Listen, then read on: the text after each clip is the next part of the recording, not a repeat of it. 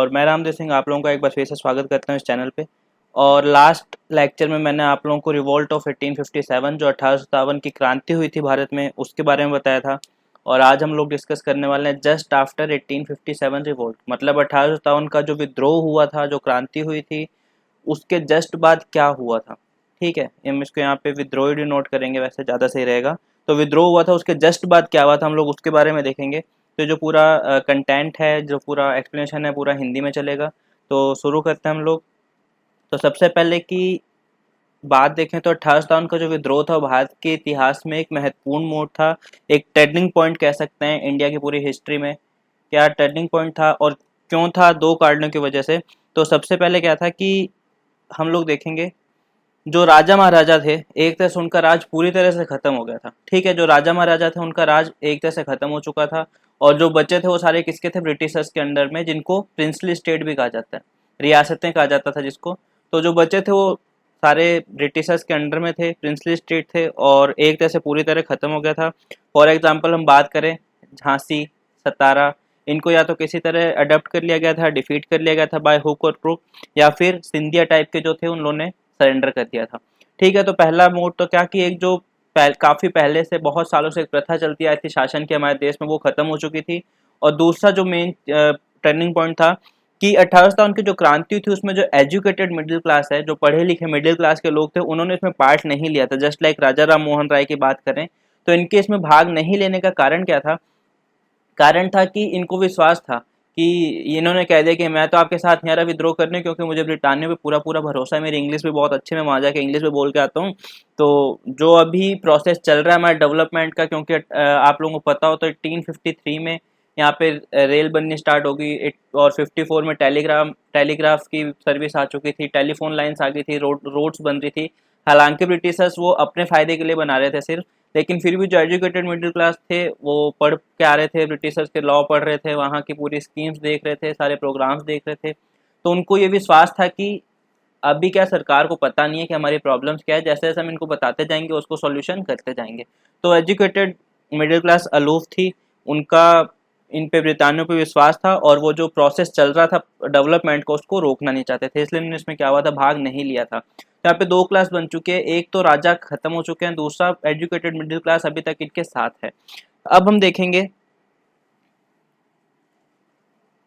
कि 1857 के विद्रोह के बाद जो शक्ति थी, जो पावर थी देश को चलाने की, भारत को चलाने की, वो कंपनी से अभी तक कौन चला रहा था? ईस्ट इंडिया कंपनी चलाती आ रही थी। तो उसके बाद सीधे कहाँ गई? ब्रिटेन के हाथों में, सीधे सीधे किसके हाथों में आ गई? ब्रिटिश के हाथ में आ गई, अंडर क्वीन, ताज कहा जाता है जिसको, सीधे सीधे ताज के पास हस्तांतरण कर दी गई। लेकिन उनकी जो नीति थी, उनकी जो फिलॉसफी थी कि हमें भारत का यूज क्या करना है, इसका डेवलपमेंट करना है या फिर इसका शोषण करना है, तो शोषण करने की जो नीति थी वो बरकरार थी। वो हम कैसे देखेंगे? अभी इसके जस्ट बाद दो एक्ट आए थे चेंजेस करने के लिए, कि आप लोगों को पता होगा कोई भी पुरानी चीज़ को चेंज करना होता है तो कानून लाना होता है। तो 1857 तक क्या था? कंपनी का शासन था, उसको चेंज करना था ऑफिशियल रूप से, कागजों के रूप में। तो वो सब चेंज करने के लिए एक्ट ऑफ 1858 आया। तो आगे बढ़ने से पहले एक चीज़ मैं क्लियर करता हूँ कि अगर कोई भी नया एलिमेंट आता है, वो हम सरकार की बात करें या अपने जीवन की ही बात करें, कोई भी नया एलिमेंट आएगा तो उसके साथ क्या आएगी? फ्रस्ट्रेशन। ठीक है, किसी भी नए एलिमेंट के साथ क्या आता है? फ्रस्ट्रेशन आता है। मैं एग्जांपल की बात करूं तो अगर टू 2016 में जो डिमोनेटाइजेशन हुआ था, नोटबंदी हुई थी, उसकी वजह से फ्रस्ट्रेशन है किसमें? एक तो जिसके पास बहुत ज़्यादा पैसे थे। ठीक है, इसका मेन मोटो क्या था डिमोनेटाइजेशन का? कि जो भी ब्लैक मनी वो सारी की सारी मार्केट में आ जाए या फिर बैंक के पास आ जाए। तो आप लोगों को खबरें भी पड़ी होगी, किसी ने पानी में फेंक दिए नोट, तो किसी ने जला दिए। तो फ्रस्ट्रेशन होगी, जिसके पास बहुत ज़्यादा पैसा था और जिसके पास नहीं था, हाथ में थोड़े बहुत थे, उनको बैंक में जमा कराने के लिए फ्रस्ट्रेशन होगी। ठीक है, एक और एग्जांपल दूं तो जीएसटी आया।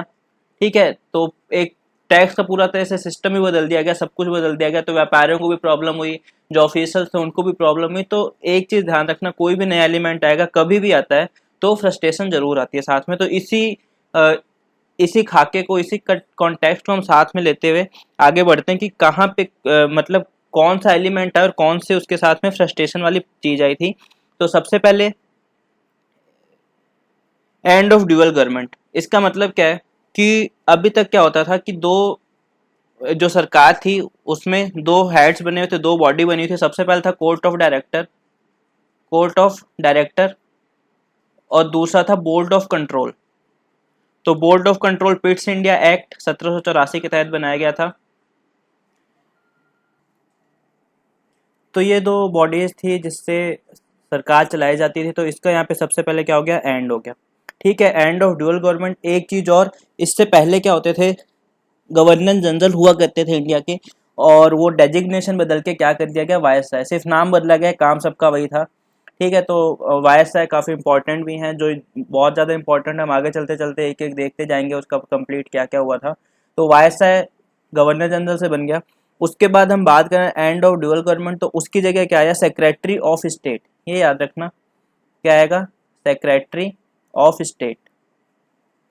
और इसके साथ में इसको एक 15 मेंबर्स की काउंसिल भी दी गई, 15 सदस्यों की एक आयोग या एक काउंसिल भी दी गई, जो इसका हर मामले में क्या करेगा, मदद करेगा। तो एक तो फैक्टर यह है इसका, end of dual government. Second है आईसीएस कमिश्नर, इसके बारे में हम आगे डिटेल में देखेंगे अभी।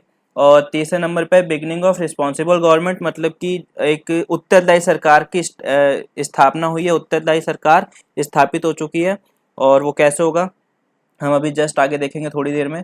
तो सबसे पहले देखते हैं दोहरी सरकार का अंत या दोहरे शासन का अंत। तो मैं बता चुका हूँ 1784 में पिट्स ऑफ इंडिया एक्ट आया था, पिट्स इंडिया एक्ट भी कहते हैं जिसको। तो इसने बोर्ड ऑफ कंट्रोल का एंटर किया था। तो भारत के 2 स्वामी हो चुके थे। तो यहाँ पे देखिए न्यू एलिमेंट क्या है, दोहरी सरकार का अंत, सेक्रेटरी ऑफ स्टेट और इसके 15 मेंबर की काउंसिल। लेकिन फ्रस्ट्रेशन क्या है यहाँ पे, ठीक है, मेन प्रॉब्लम क्या है, जो मैंने बात की एजुकेटेड मिडिल क्लास है, उसी को सारी की सारी उम्मीदें हैं ब्रिटिशर्स से।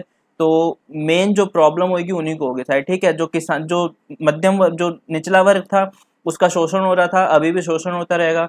और जो उच्च वर्ग था वो जैसे पहले फायदे में थे अभी भी फायदे में रहेंगे। तो मेन प्रॉब्लम किसको होगी, मिडिल क्लास को, जो एजुकेटेड है, जो पढ़ लिख चुकी है।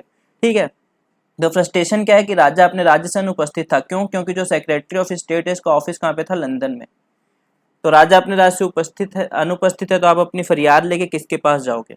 तो ये मेन इसमें फ्रस्ट्रेशन का न्यू एलिमेंट है, फ्रस्ट्रेशन का पॉइंट है। नेक्स्ट आता है कि 1765 में कंपनी बंगाल में एक राजनीतिक शक्ति बन गई थी, और रॉबर्ट क्लाइव ने उसी साल कॉन्वेंटेड सिविल सर्विसेज, ठीक है, कॉन्वेंटेड सिविल सर्विसेज, जिसको आज की तारीख में आईएएस के नाम से जाना जाता है, कॉन्वेंटेड सिविल सर्विस। इसके बाद इसका नाम इंडियन सिविल सर्विसेज किया गया, और सबसे पहले सीसीएस, फिर आईसीएस, फिर आईएएस। तो कॉन्वेंटेड सिविल सर्विसेज की शुरुआत की थी। तो इसमें चीज क्या है कि 1800, अभी तक क्या होता था, सीसीएस को अपॉइंट किया जाता था। ठीक है, कौन अपॉइंट करता था, अपने मन से वायसराय अपॉइंट कर लेते थे किसी को भी, जो किसी फील्ड में अच्छा है उसको कर लिया जाता था। तो जो पढ़ लिख के भारत के लोग आ रहे हैं उनको काफ़ी ज़्यादा प्रॉब्लम होती थी कि हम इस सर्विस में क्यों नहीं जा पा रहे हैं। इस वजह से क्या हुआ कि 1833 में चार्टर एक्ट आया। उसमें क्या किया बताया गया कि अब जब भी इसमें जिसका भी चयन होगा वो प्रतिभा के आधार पर होगा, इसके अलावा कुछ नहीं कहा गया। और ये जो बात थी सारी की सारी ठंडे बस्ते में चलेगी। फिर आता है 1853 का एक्ट। उसमें क्या कहा गया कि अब जो भी इसमें एडमिशन होंगे, जो भी अपॉइंट किया जाएगा सीसीएस में, वो 1853 के चार्टर एक्ट में कहा गया कि एक परीक्षा का आयोजन किया जाएगा, उसके आधार पे ही इसमें चयन किया जाएगा। अब ये सुनना था। इसके बाद जो पढ़े लिखे लोग थे खुश हो गए। ठीक है, क्या खुश हो गए कि अब तो मैं उल्लू लुल्लू करते करते आईएएस बन जाऊंगा। ठीक है, तेरा भाई कैसे उल्लू लुल्लू करते आईएएस बनेगा। अब हुआ क्या कि अभी तक ये क्या एक सिर्फ और सिर्फ नया एलिमेंट है। इसमें फ्रस्ट्रेशन का क्या कारण आता है वो बताता हूँ मैं आप लोगों को।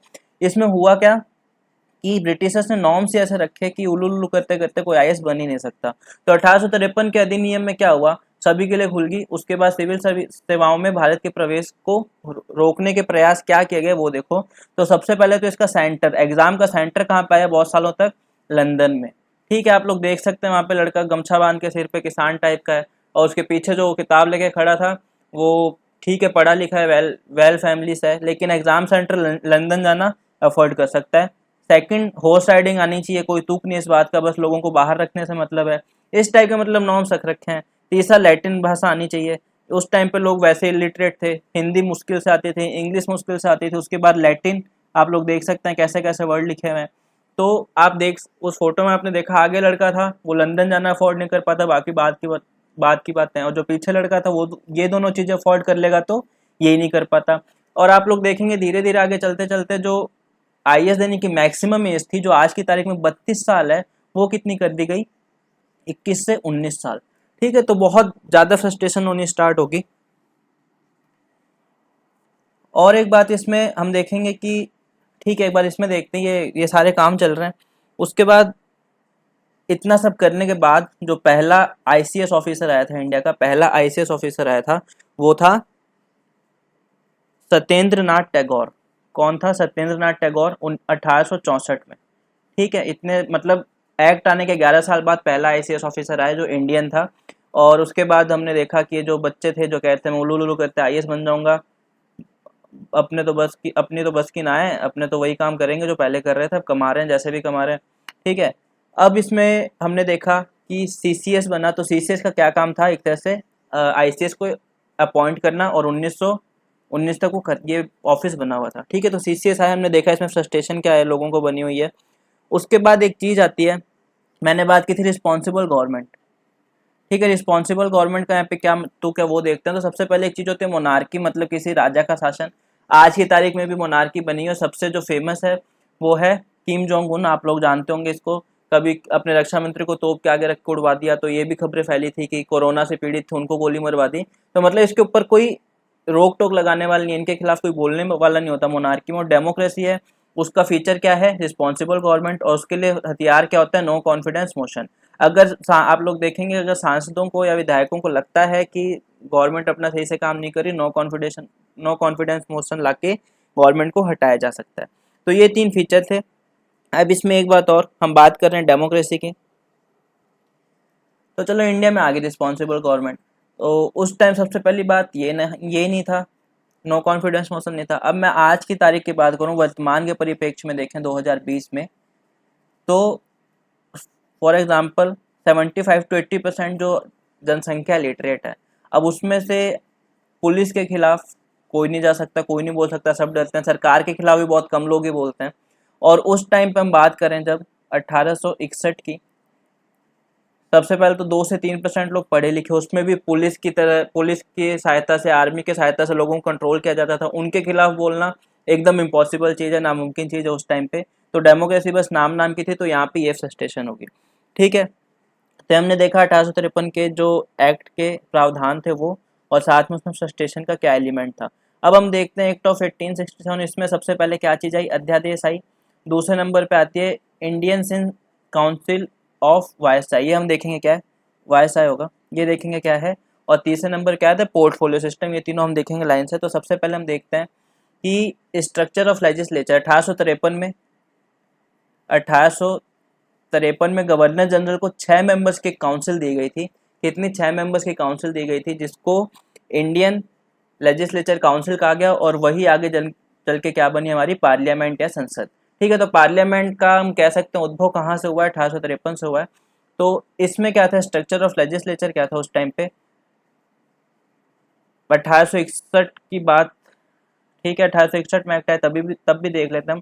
टेन्योर 2 साल का था, मतलब जो इसमें आएंगे सदस्य वो 2 साल के लिए आएंगे, और दूसरी बार नॉमिनेट होके आएंगे, मतलब कोई इलेक्शन नहीं होगा, सिर्फ उनको नॉमिनेट कर दिया जाएगा, मनोनयन कर दिया जाएगा। तीसरा, नो कॉन्फिडेंस मोशन, जो सबसे बड़ी पावर होती है डेमोक्रेसी की, वो नहीं थी। और आज का हम देखें तो 5 साल का टेन्योर है, फिक्स नहीं है हालांकि, लेकिन 5 साल का है, अगर चलेगा तो 5 साल पूरा। और इलेक्शन कुछ 12 लोकसभा में, 2 राज्यसभा में, वो नॉमिनेशन से चुन के आते हैं, बाकी सारे इलेक्टेड हैं। उसके बाद ग्रेट पावर ऑफ एनसीएम। तो ये पूरा का पूरा स्ट्रक्चर है लेजिस्लेचर का। उसके बाद 1861 में क्या कहा गया कि इस टाइम क्या था, कोई इंडियन नहीं था, लेकिन इसमें जो पूरा का पूरा स्ट्रक्चर था, 6 मेंबर की काउंसिल थी, उसको बढ़ा दिया गया। इसमें नॉन ऑफिशियल, मतलब उनकी बात नहीं मानी जाएगी, वो वोट नहीं कर पाएंगे, लेकिन नॉन ऑफिशियल के तौर पे इंडियंस को एंट्री दे दी गई। और इसमें कौन से इंडियंस थे? जैसे कि बनारस का राजा हुआ, और या फिर हम कह सकते हैं पटियाला का महाराजा हुआ, जो मतलब बहुत ही ज़्यादा नज़दीकी थे ब्रिटिशर्स के, जो उनकी एक एक बात मानते थे, उनके खिलाफ नहीं जाते थे, उन्हीं को इसमें एंट्री दी गई थी। तो ये हो गया लेजिस्लेचर। दूसरी बात हम देखें तो मैंने बात की थी ऑर्डिनेंस की, अध्यादेश की। तो अध्यादेश क्या होता है? यहाँ पे एक छोटा सा बता देता हूँ इसके बारे में, कि अगर सरकार समझती कि कोई कानून लाना है, और संसद का, या अगर बात करें किसी राज्य में है तो विधानसभा का कोई भी सदन, बात करें सदन की, राज्यसभा या फिर लोकसभा, इन दोनों में से कोई भी एक अगर नहीं है सेशन में, सत्र में, तो सरकार अध्यादेश ला सकती है जो 6 महीने तक वैलिड रहता है, और 6 महीने के बाद जब भी 6 महीने के अंदर अंदर है, 6 महीने के बाद जब भी लोकसभा या राज्यसभा लगेगी तो उस टाइम 6 हफ्ते तक। ये ज़्यादा टेक्निकलिटी पॉलिटी की चीज़ है। तो अध्यादेश क्या है कि अगर सरकार कोई भी एक्ट नहीं बना पा रही तो उसके लिए एक अध्यादेश ले आती है। अब भी रिसेंट में कौन सा अध्यादेश लाई है मोदी सरकार कि डॉक्टर्स के ऊपर अगर हमला किया जाता है तो उसको इनकॉग्निजेबल ऑफेंस माना जाए, सॉरी कॉग्निजेबल ऑफेंस माना जाएगा, इनवेलेबल इसमें 3 साल के लिए आपको जेल हो सकती है। तो इस टाइप का अध्यादेश है, क्योंकि अभी संसद का कोई भी सदन सत्र में नहीं है, इसलिए अध्यादेश लेके आए हैं। तो ये अध्यादेश था, अगर आप लोगों को याद हो 2013 में तो इन्होंने आके मनमोहन सरकार के टाइम में फाड़ भी दिया था अध्यादेश, काफ़ी तब से काफ़ी चर्चा में बना रहा अध्यादेश। और दूसरी चीज़ थी पोर्टफोलियो सिस्टम। मतलब पोर्टफोलियो क्या होता है कि जो विभागों का बंटवारा किया जाता है, आप लोगों ने सुना होगा कि अगर आप लोग स्कूल कॉलेज में है तो इकोनॉमिक्स का विभाग या फिर पॉलिटिकल साइंस का विभाग, अलग अलग विभाग बन जाते हैं, और जो भी पैसों का कॉमर्स विभाग होता है वो एकदम अलग हो जाता है। या फिर हम सरकार में देखें तो अलग अलग जो मिनिस्ट्री बनी होती है उसको पोर्टफोलियो कहा जाता है, कि अलग अलग विभाग बना के बांट दिए गए। तो इन सब चीज़ों की शुरुआत कहाँ से की गई थी? 1861 के एक्ट से। तो ये थे हमारे जस्ट आफ्टर 1857 के बाद क्या हुआ 1853 और 1861। अब ये जो फ्रस्ट्रेशन आ रही है किसी न किसी रूप में फूटेगी, इसके आगे कुछ ना कुछ तो होगा ही। तो वो सब हम देखेंगे अगले वीडियो में। तब तक के लिए थैंक्स फॉर वॉचिंग, मेरे साथ बने रहिए। इस चैनल को लाइक शेयर तथा सब्सक्राइब कीजिए।